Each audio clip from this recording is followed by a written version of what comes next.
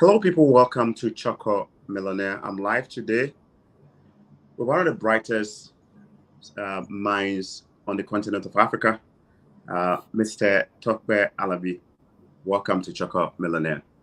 Thanks for having me. Thanks for having me. It's a pleasure to be here.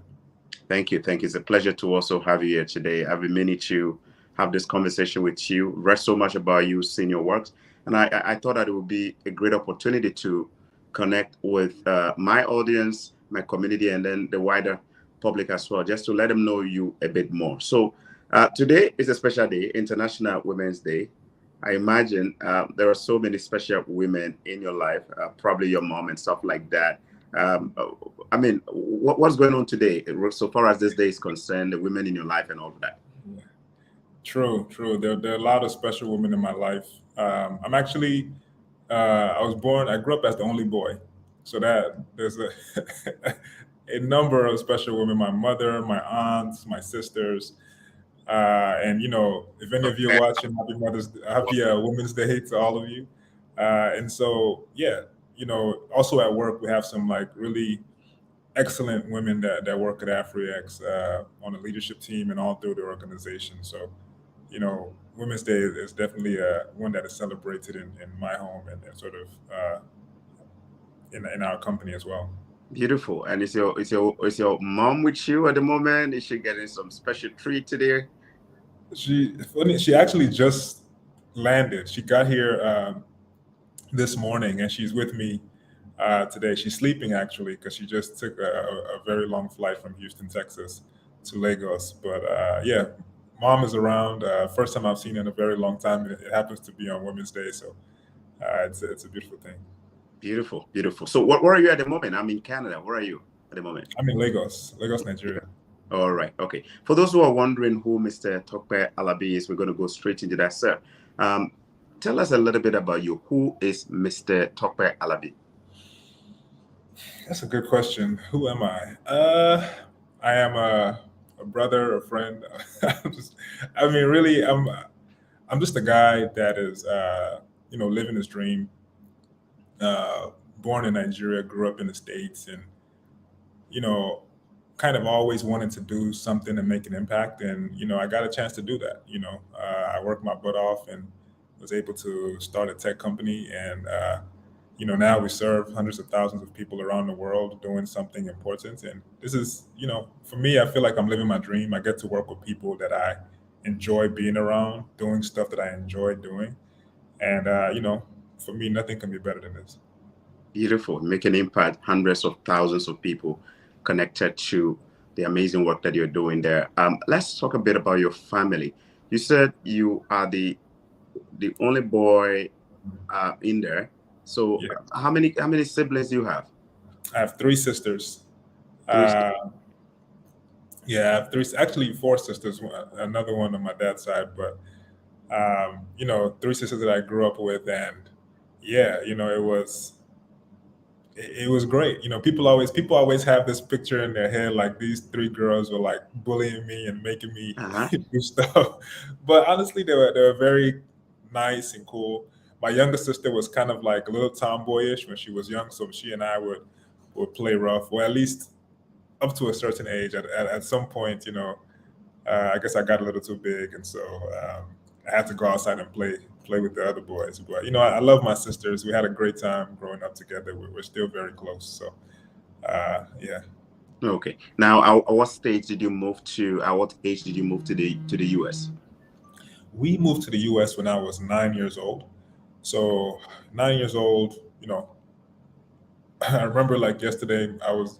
My mom just woke us up. I think it was like Monday, and she's like, "Oh, we're moving to America on Thursday," and I was like, "What?" Like, you couldn't give me a little bit of prep time. I know I was 9, but still, I would have appreciated early warning on that. But for the rest of that week, I was like the saddest kid. I would go to the playground.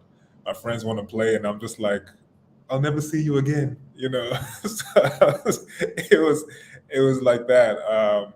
But yeah, 9 years old, we left, moved to Houston, Texas. One bedroom apartment, all five of us, and we did what we had to do. It was a great time. We had a lot of fun. I think me and my sisters, we used to, there was like a pool in our apartment. So it was the first time we could like get in a pool. For us, it was like a big adventure, honestly, when we first came. We used to love watching wrestling. Like I remember watching wrestling on the first day that I came to America and eating hot dogs. So it was just like this brand new experience for me and my sisters, and we really, really enjoyed it. But we always knew, I think all of us always had this connection back home. My older sisters were like, I think 12 and 13. I was 9, and my younger sister was like 6. So the two older ones definitely had a strong connection. And even me and my younger sister, right? We both always felt strongly about where we came from. Uh, and we went to Houston, which also has a large Nigerian community. So we stayed connected throughout our lives, and we would even travel back every 2 or 3 years. So it was being Nigerian was a big factor. Being an immigrant, I think, I mean, any immigrants probably can relate to that story of getting to a new place and just it being you and your family and you guys against the world and kind of figuring it out. It can be difficult for sure, especially for the adults. But for the kids, I think it's probably a lot of fun. I know we really enjoyed it. Wow. Moving to Houston, Texas at that young age from Nigeria, parents telling you that, hey, we're moving to the States, and you're like, wow, so sudden. Where did you grow up?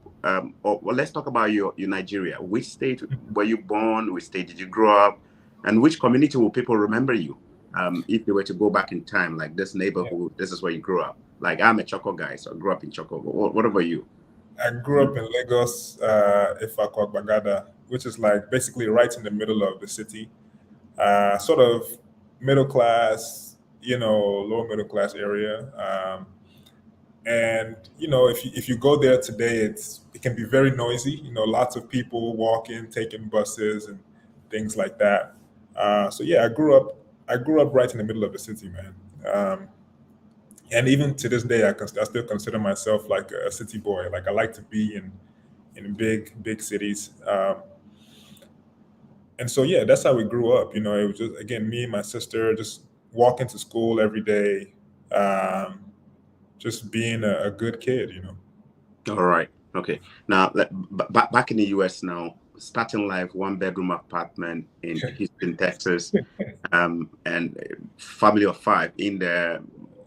Was that how the early days growing up in the States, aside from the pool and the wrestling and all of that you enjoy? Like, was it tough? Like typical immigrant story? Did you guys go through those? It was tough. It was toughest on my mom, right? Because she's the adult. She's the one that has to care for these kids. I think for us, it was an adventure. It was this new place, new experiences. I remember kids asking me like all kinds of crazy questions on the first day of school. I had to learn how to play new sports. It was just like new stuff. But the great thing, I mean, our parents had, I think, really imbued us with a really strong sense of who we were and a really strong like self-confidence. And so, there was fun. There were sometimes kids would like try to tease us for being different, but ultimately it was all in good fun. I think we're really glad and blessed for the opportunity to kind of see the world. For my mom though, obviously 4 kids in a new country, that's tough, and then 2 of the kids are already like 12 and 13, so university is not too far away. So she worked really hard. My mom was a nurse, so anyone that has a an auntie or a mom that's a nurse in Houston, give them a hug for me, because those are lots of long hours, yeah, like long 80-hour work weeks to kind of put us all through school. And, ultimately I think it paid off. I think all of us are doing pretty well, and we all kind of look back at those times with a little bit of fondness. I think we all try to pitch in. I used to sell T-shirts and candy at school. Okay. Grew hair, so all of us had a little bit of entrepreneurial spirit, and we tried to, do what we can. But obviously, most of the weight was on my mom's shoulders. Wow, you started doing entrepreneurship maybe now long ago. You just selling. in the Yeah. US, huh? Yeah, I just wanted to have fresh clothes because my mom wasn't really getting me all the fly gear that I wanted. I Okay. wanted Jordan shoes and all this. She wasn't really feeling that. So I said, you know what? Let me sell some candy. I started with candy, then I started doing T-shirts, um, and it worked. It What? worked out. She didn't have to give me lunch money. I didn't even want the lunch money. Don't worry, mom. I don't need the lunch money. So that's I guess that's how it started. All Um, right. but honestly, probably even before that, because my mom was a entrepreneur, and I think we saw a lot of examples of hardworking parents that did what they had to do, and that was probably what gave us the confidence that, hey, you can do it too. You can do what you have to do as well. Okay. Now let's talk about your university days, what you studied, and how all of that also is connected to what you do today. What did you study at the university in the States? Good question. I remember when I first went to uni, I didn't even know what I wanted to do. Honestly, I was just going to school. I was a really good student in middle school and high school. Really good student. I used to get good grades. I would like get the highest score on the PSAT, like standardized tests. I was a great student. I think I was second place in the city in the spelling bee. But then going into uni, I didn't know what I wanted to do. And my older sister said, "Oh no, my mom always wanted me to be a doctor." So I was like, "All Mm, right, I don't, whatever. I didn't care too much." But then going in, my sister was like, "Oh, don't try to be a doc. Don't study biology because biologists don't make money.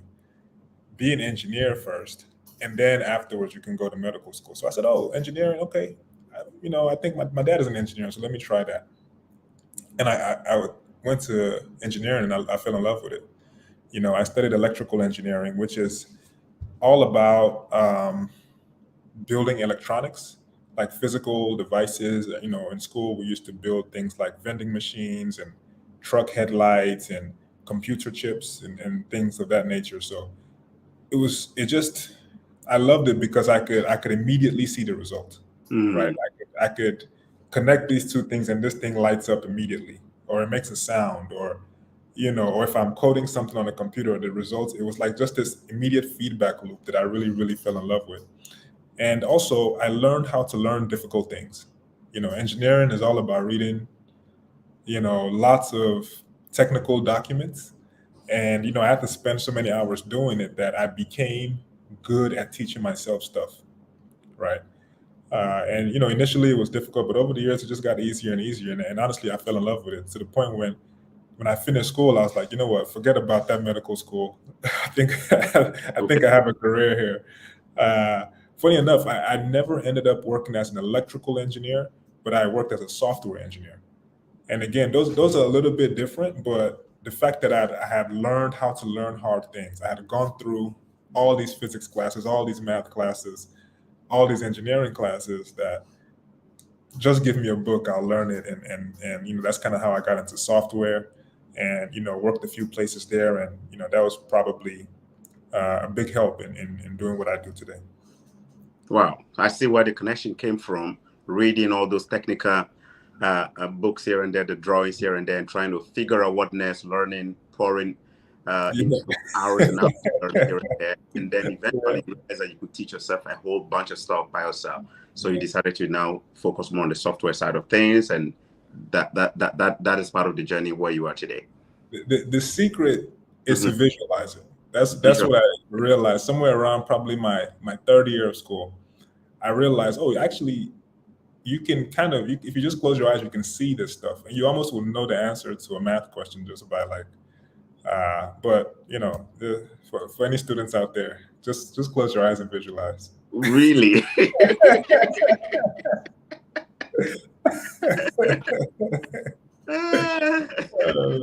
Just close your eyes and visualize it, and you will just see it. Okay, that's my first step. If it doesn't work, don't call me. If it doesn't work, don't blame it on him. Huh? Yeah, your name. You have a very African name, very Yoruba name as well. I imagine how Americans will try pronouncing that. Do they tease you on your name? Did they have difficulty pronouncing your name? My name was the biggest subject on the first day of school, and in middle school. Middle school was like, 11 years old, Yeah. 11 years old for me, probably 12 for most kids. And we spend the first 2 hours. How do you say his name? Everybody had a suggestion, you Okay. know, Takwe, Tope, Tope. Everyone had like a very different pronunciation. My name is pronounced Tope. Okay. Some of my American friends call me Tope. And Top. so, Okay. it's been a thing. I know a few people with my same name with various pronunciations, by the way. Okay. But yeah, Tope is how to say it. Okay. All right. And you marital status. I have a lot of people here who are interested in that. This man we are watching here, is he married? Is he single? Is he available? Is he doing that? Is it, which one it is? So today's International Women's Day. Let's ask some questions here for those who might be interested. Okay. All right. So are you single? Are you married? What's the status? Yeah. I'm currently single. I hope my mom didn't put you up to this because this is like her favorite subject in the No, world. I don't even know. I don't even know. You're single. Oh, You're God. currently single, right? Mhm. Yeah, single, married to Afrix. Married to Afrius. That's a good one there. Yeah, married to the business. But I mean, yeah, still single, and pretty soon, I'm sure, soon enough. Pretty soon. Okay. So those who are wondering if he's going to be a celibate or so, he's not. He said pretty soon. Okay. All right. The ladies in the building or those who are interested, just keep your questions coming and I'll post some questions to Mr. Tokwe Alabi here. Now, let's talk about your brainchild here. Afrius, the whole idea. What inspired you to think of even, I know you said think about it, visualize it, and it could happen. Sitting back and wanting to create something like this, and it's not easy being an entrepreneur, especially going to the software side of things. Like, what was the inspiration? Great question. I think there were a few factors. I mean, I think all the way from 9 when we first came from Nigeria to the US, I always wanted to do something. I wanted to go back. Something deep inside me wanted to do something for my hometown. And as an adult, I also had that example of an entrepreneur and my mother and my family members and seeing some of the things that they did. And so when the time came, for me to strike out, I had a few business ideas. To be honest, I thought about a few things that I wanted to do.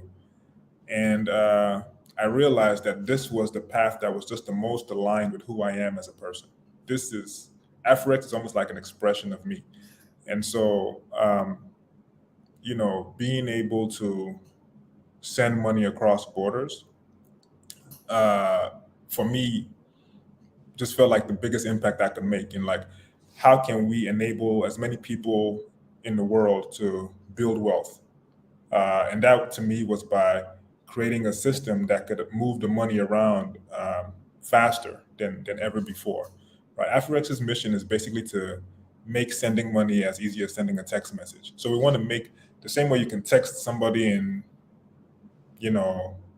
Ghana, Kenya, Ethiopia, anybody in the world you want to text today, they will get it now, instantly, right? And so that's what we want to do with money, because once you do that, you start to, merge the economies, right? It's not like, oh, this is the American economy, this is the Ghanaian economy. It's the same economy because everybody can pay everybody. You can have a business here and collect the money here. You can, have a child here, pay for school. You can even pay for somebody's cab just in a split second, right? So that's the vision that I saw early on, and obviously I didn't know it would be as challenging as a lot of lessons. There's no business in this world that's easy. I'll tell you that. But I love the fact that I got to see it come to life, and it's like it's really happening. Hundreds of thousands of people globally. So it's been a fun ride. Okay, so what year did you start this? For those who don't know, what year? Really, 2020. 2020, just around the pandemic. Yeah, exactly. And before that, my co-founder John and I, we dabbled. So John and I are like the two original guys, I guess, and we dabbled in a lot of stuff. Before we played around with a few different things. But this was this was the one. This was the one that really hit and really made sense. And things really got going. I'll say the first real customer was 2020. Okay, good. We'll talk about the challenges as well in a bit. And also the fact that your background prepared you for all of this and all of that. So my understanding is that you're not currently in the US. You live in Nigeria now. Why the move from the US to Nigeria? It's not surprising because that's home, right? But Yeah. is there any special reason? I think so. The first 2 years of the company, so 2020, 2021, I was living in Houston, Texas. So the pandemic happened. So a little bit before that, I after university, I moved to New York. I lived in New York for like 3 years. Then I moved to San Francisco. San Francisco, Oakland. If any of you are familiar with the Bay Area, it's that's almost like saying Manhattan and Brooklyn, right? So San Francisco, Oakland are kind of the same city or the same area. So I lived there for the most part before the pandemic, and so I'm living in the Bay Area in Oakland. John and I are like riffing on ideas. We're building stuff together. We're jamming, and then we have the idea for Afrix, and we're starting to put it together. And then the pandemic happens. So when the pandemic happens, I was like, everybody is like going crazy. People are afraid for their family. So I just like, let me go to Houston and be close to my family in case anything happens to anybody. At least let me be close by. So I go to Houston. I'm living back in my mom's house, and she's like feeding me African food every day, and I'm just like on my computer, coding Afrix.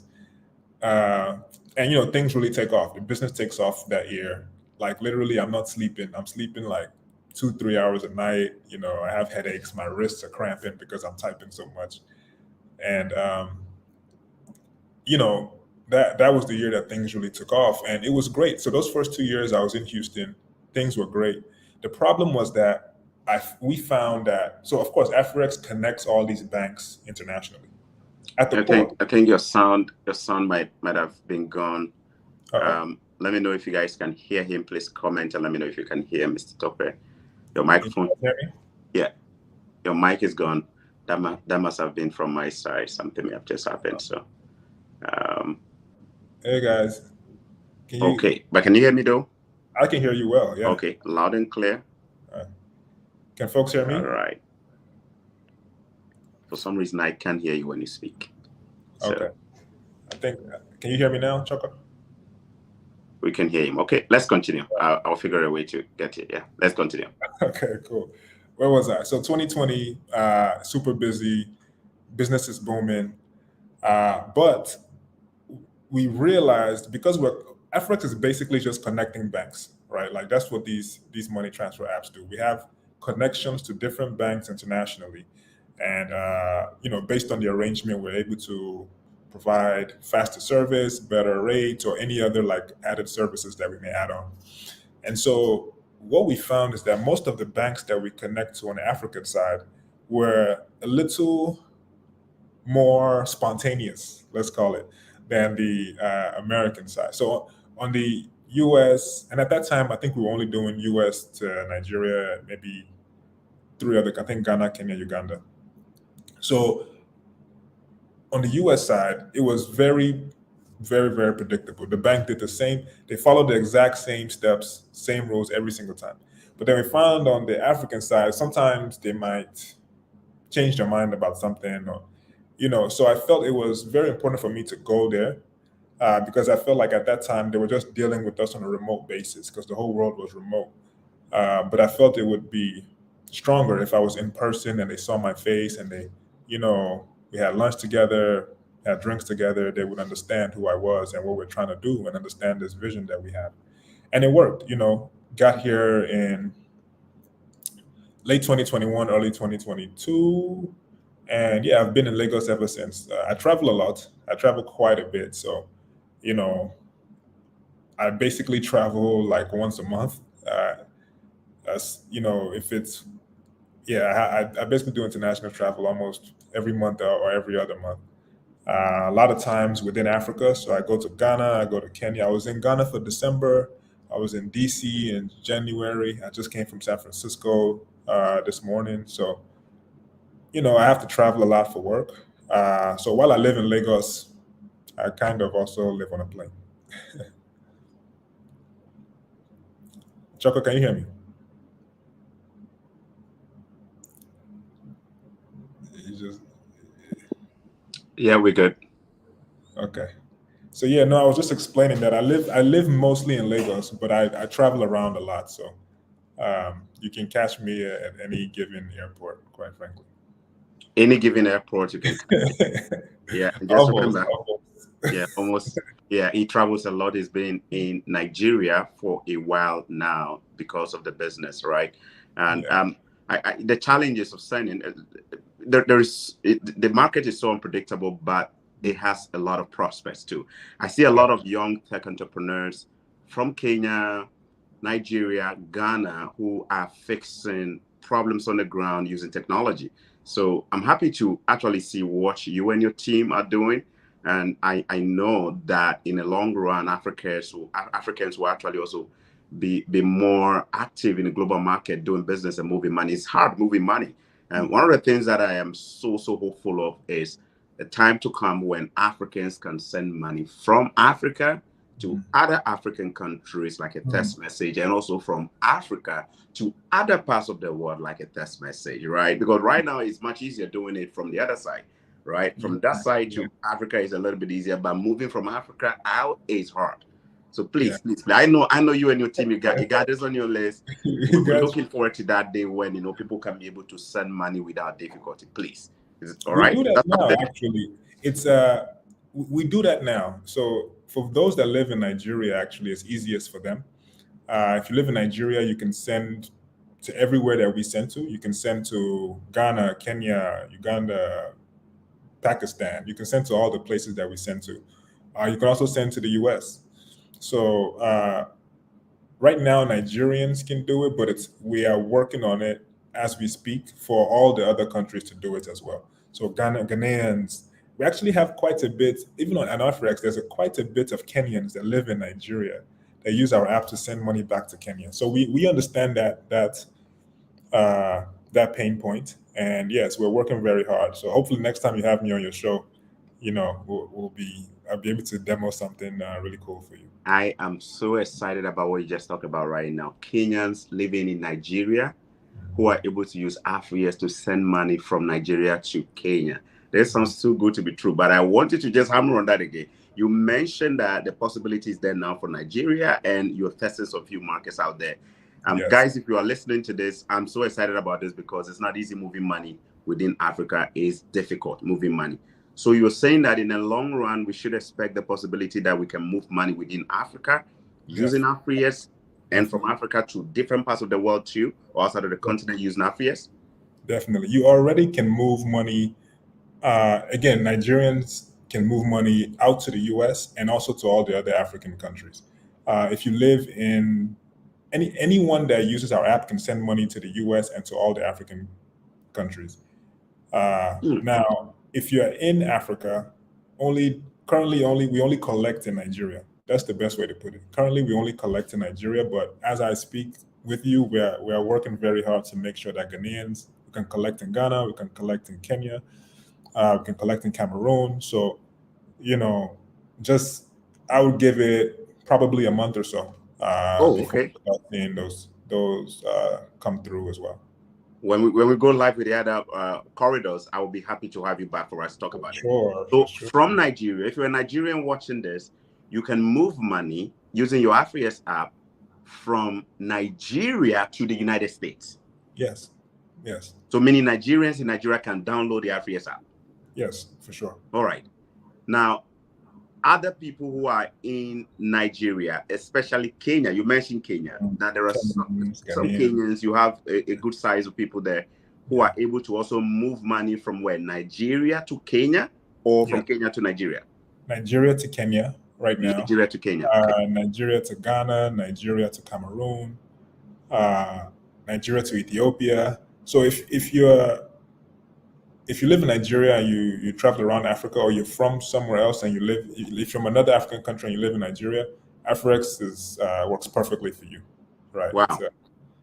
This is good. Really good. Now, I also want to talk about US, Canada. When it comes to US and Canada, how does it work with Afrix? So US and Canada, most people send from there to Africa. Mm. Can you send? You can send from Canada to the US, yes, and the US person can withdraw. So the challenge in Canada right now is that you can't withdraw in Canada on Afrix. And so that's something else that we're working on as well. I think you throughout this year you're going to see a lot of these rails really open up. And as people request it, we take that into consideration, and that really motivates us as well to decide what to open up next. But right now, basically, you can withdraw in the US, but you cannot withdraw in Canada at the moment. But we're working on it.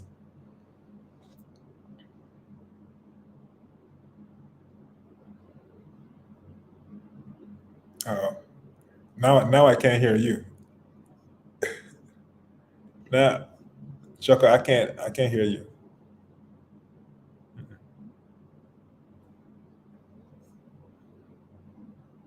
Uh, we have some great questions in the audience too.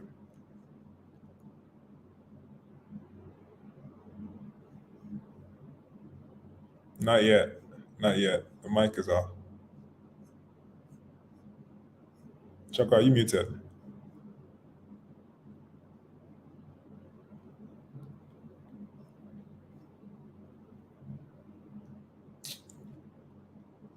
Maybe give him a few.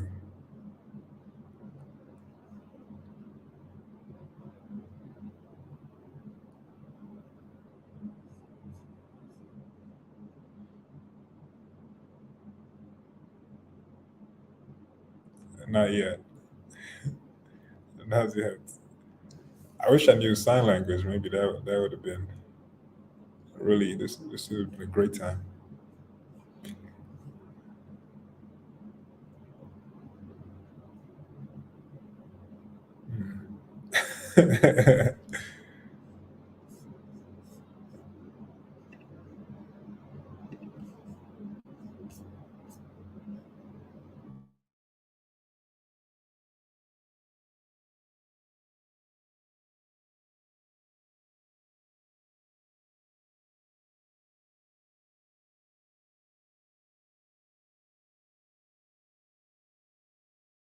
Yet, but it's on our list. South Africa is coming soon before the end of this year.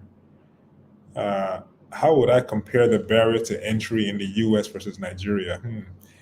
From an immigration standpoint, or from the app standpoint? Um, from an app standpoint, I think the service is really quite smooth. I think there's still some things that we can improve in Nigeria. Honestly, we're looking to add more ways to deposit. So it's very easy to sign up. That part is super easy, very easy to sign up and verify. The way that we connect to your bank in Nigeria today is we have this like bank connection thing, and that's one of the cool things about Afrix is like we're always like kind of tech savvy, so you can literally connect your bank and do the auto debit. The problem is sometimes it doesn't work for every bank, and we are working to kind of provide more options so that deposit can be very smooth, and you can kind of do what you want. Let's see if I have any other questions.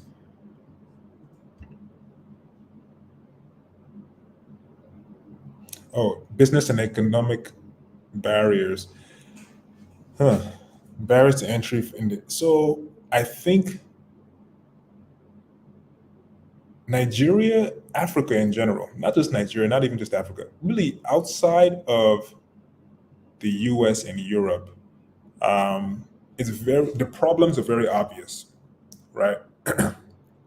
If you travel to Jamaica, you will immediately figure out what people don't have in some. Maybe you're from the US or you're from Canada, you will immediately realize, oh, these people need bottled water. Oh, these people, you know what? I'm in Puerto Rico. These people need hotels. It's just the difference is clear, and so I would say from that sense, the barrier to entry is easier, uh, but the rules and legal framework are clearer in sort of the U.S. and Europe, right? Uh, so that's what I would say. I think depending on what you're trying to do, uh, I think Africa can be easier to get started, but the US and Europe probably offer like the biggest markets at the end of the day. So the best is to be able to travel, to straddle both, especially in this like day and age with the internet, and you know, air travel is getting cheaper than before and more common than before. You want to try to build a global company if you can, especially using the internet if you can. Um, let's see. Chuck, I can't hear you still. So I'm just gonna keep answering questions. Um, we have some really cool features coming to the app actually. So we're actually about to launch USD bank accounts. Uh, so no matter where you are, we will actually just give you a USD bank account. This is mostly targeted for like remote workers. Um, so that's coming soon. Um, yeah, that's one I think I can share. Um, oh, new question. Sound is back.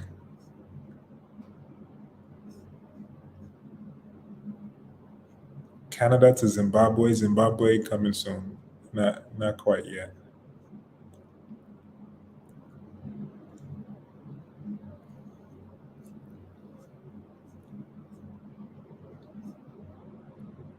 Interesting. How many? I'm curious where people are from. Uh, I know Choco has like a very international audience. We got Nigerians in here. It's like we've got some Cameroonians in here. Nice.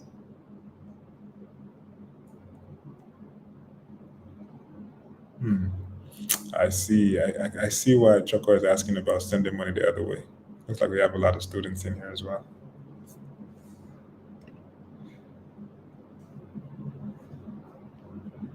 Yes.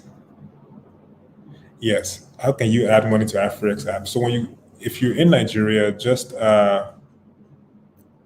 once you sign up and verify your ID, you basically just connect your bank.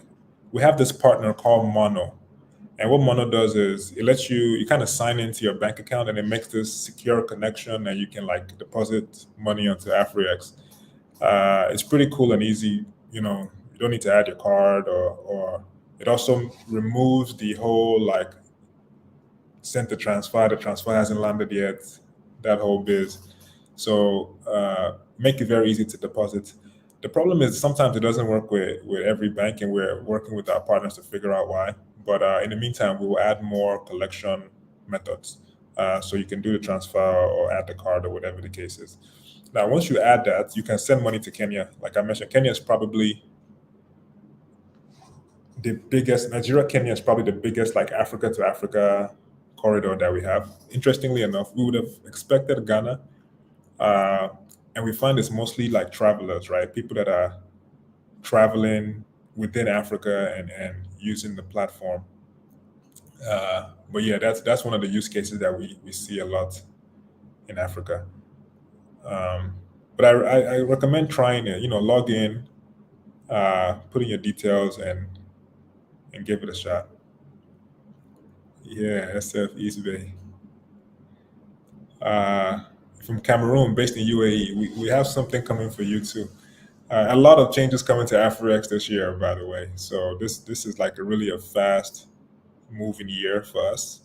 We spent the last 4 years really understanding the landscape, and so this year you're going to see a lot of new stuff coming to the app. So uh, watch out for those new features.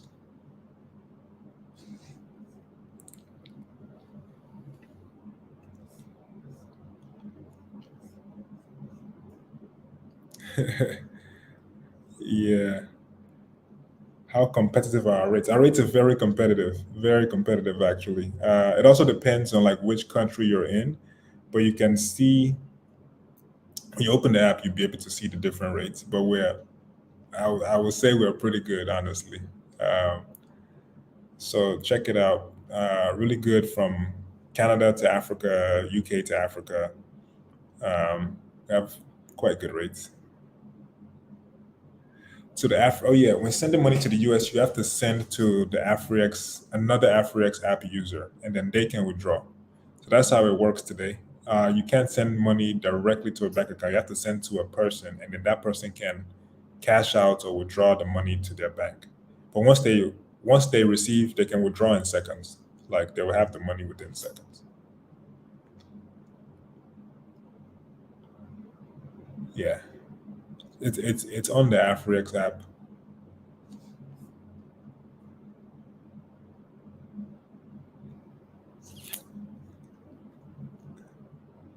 Ilya is asking about immigration advice.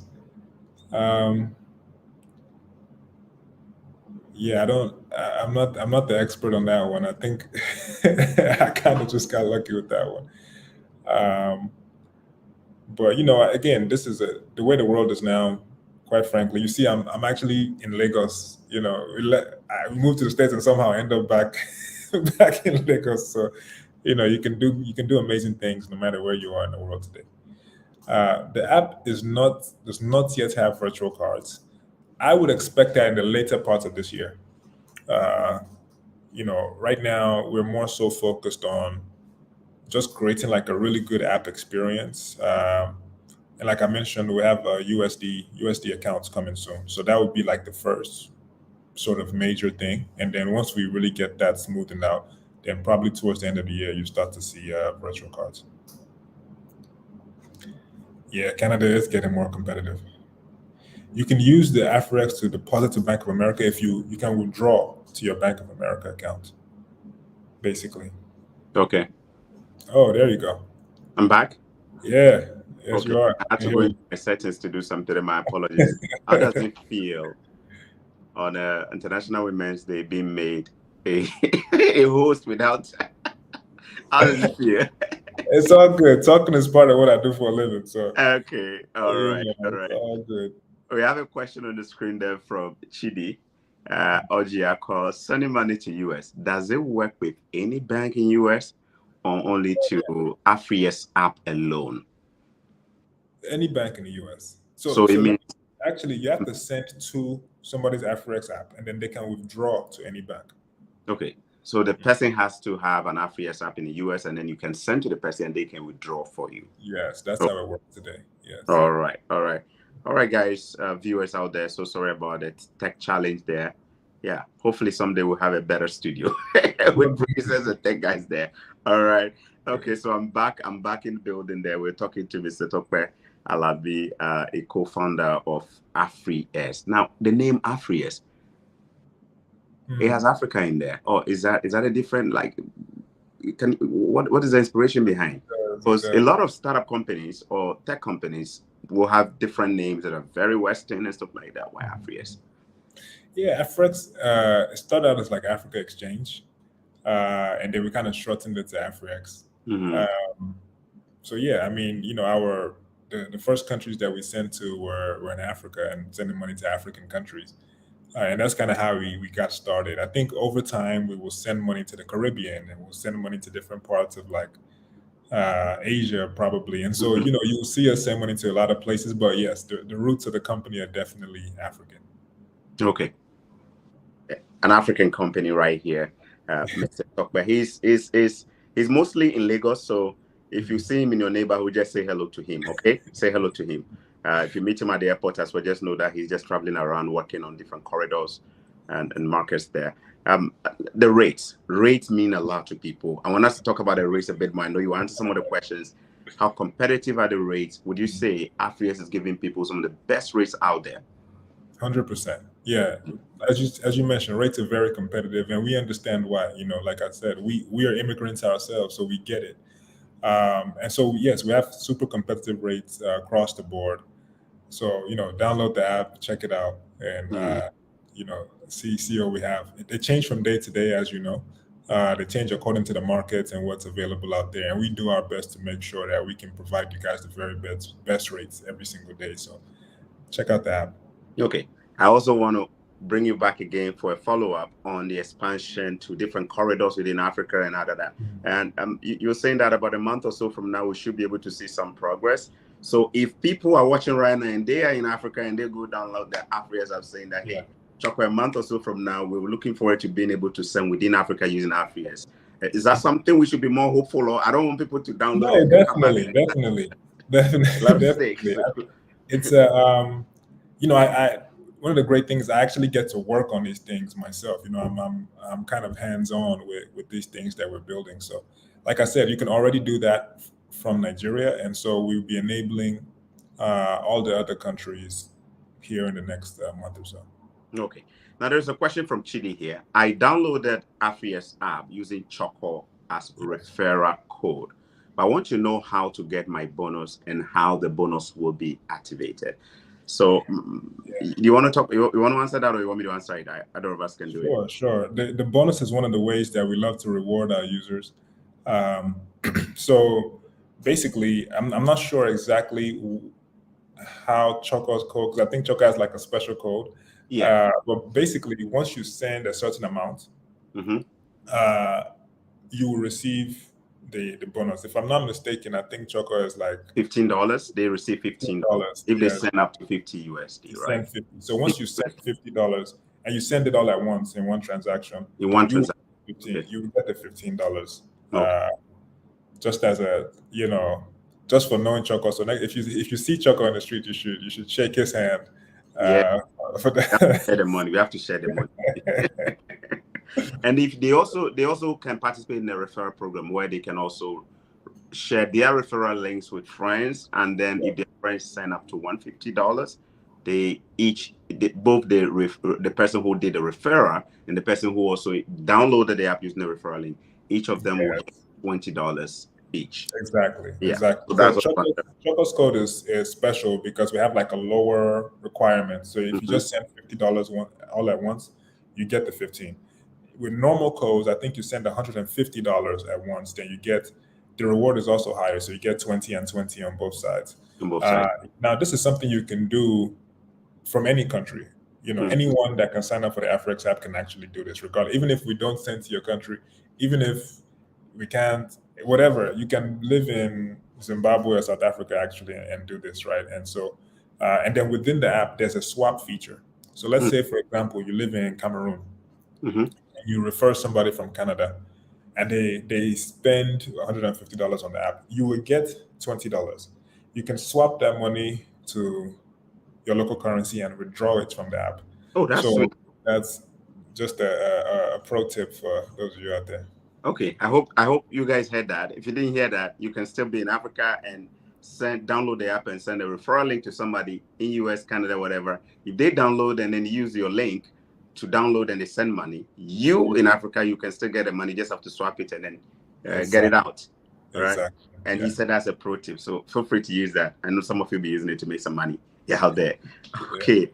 All right. So so that's about the race. Let's talk about delivery timeline. If there are no downtimes and everything is working, typically how long does it take for people to get their money picked, especially if you're from, say, US, Canada, Europe, and you're sending to, say, Africa? How long does it take to typically get access to your funds? Seconds. So that's actually something that we track a lot. Over 50% of transactions will arrive within 2 seconds. Within 2 seconds? 2 seconds, literally. 2 seconds. And so we do see sometimes maybe some congestion on the weekends because there's people have just gotten paid and maybe there's a lot of traffic, but in general, you can expect it to happen within seconds, right? Okay. Very, very fast, which is a big part of the values that we hold and one of the missions that we want to make global payments instant.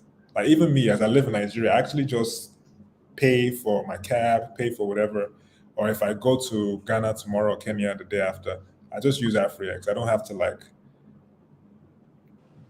do anything. I don't have to do anything. I don't have to even carry cash. I just walk out to the airport and I can use my app and go to the nearest restaurant. Okay. Now, guys who are watching Mr. Toalab live on Choco Millionaire, we're talking about Afrix. Now, in the next few years, Afrix is going to be worth several billions of dollars, and will probably be in a lot more countries worldwide. You're watching the beginning of this and you're participating in this. You want to be part of this as well. You know his story as well. Electrical engineering, he loves fixing things, creating things, and seeing instant results right there. And he said that amazed him. It fascinated him so much that he decided to go to the software side of things to create things and see the results, imagining things and making sure that he sees them come to life. And today, you can see one of the results here, Afrix. Tech, I believe, is one of the leverages we can use to actually change the African economy and then make sure that we are globally actually benefiting from the global value chain. Would you recommend for young folks out there who may have also come to Canada, US, Europe, or even are in Africa right now to explore technology and see how best it can be used to actually improve the lives of Africa? Definitely. I think technology is like what do they call it? The leap, the leapfrog over old systems. So, on one hand, some might say, oh, Africa is disadvantaged because of corruption or poverty or whatever you want to call it. But on the other hand, we have the opportunity to start on the newest technology, right? Many Africans never had a house phone. They just went straight to cell phone, right? And so in the same way, a lot of people just go straight to mobile money, straight to these like global technology systems. And so that's sort of the blessing of it, right? So yes, I definitely encourage Africans to use tech. Tech allows you to live anywhere in the world and work for any company in the world.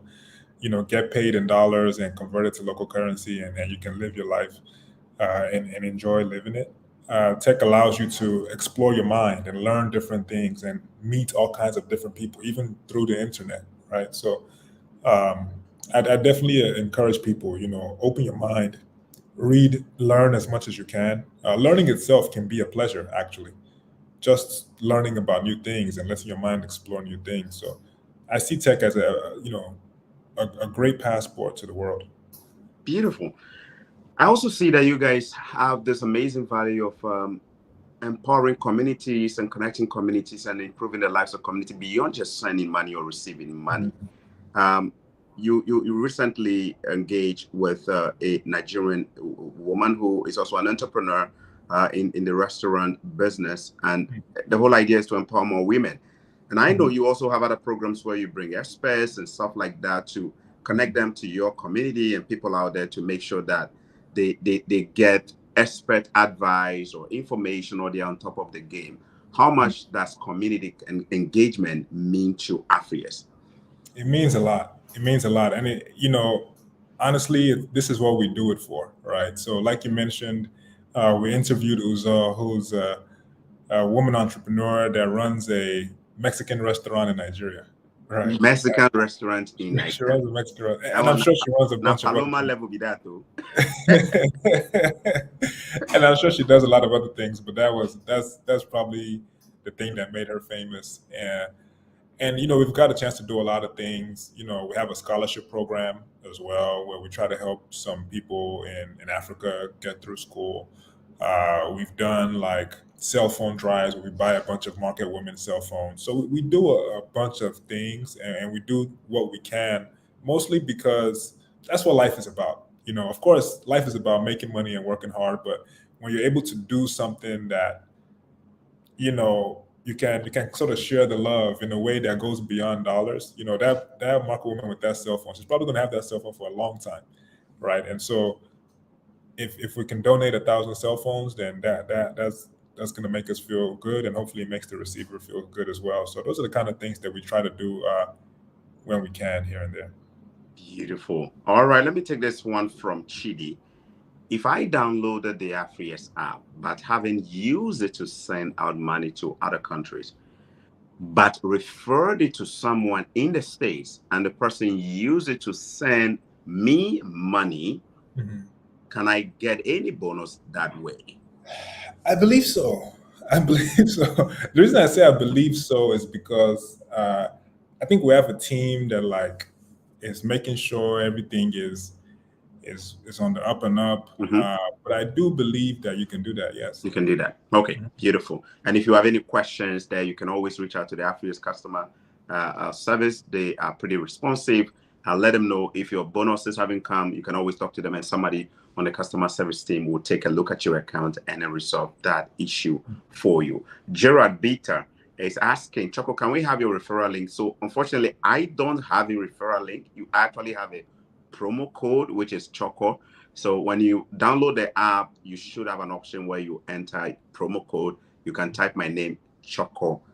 No be Chocomilo. Don't type Chocomilo. Choco. When you type Choco, you should be able to get that $15 if you send a one-time transaction of 50 USD. All right. So final words here as we wrap up. I look forward to having a lot more engagement with you in the future, especially when there are big announcements or updates on the app that we think people should know. For me personally, I know it is more common now to send money from this part of the world to Africa. I would love to see that possibility where Africans can also move money from Africa to this part of the world. There are many people who want to pay school fees or send money to their friends and families here, and they can't. It's so hard doing this, right?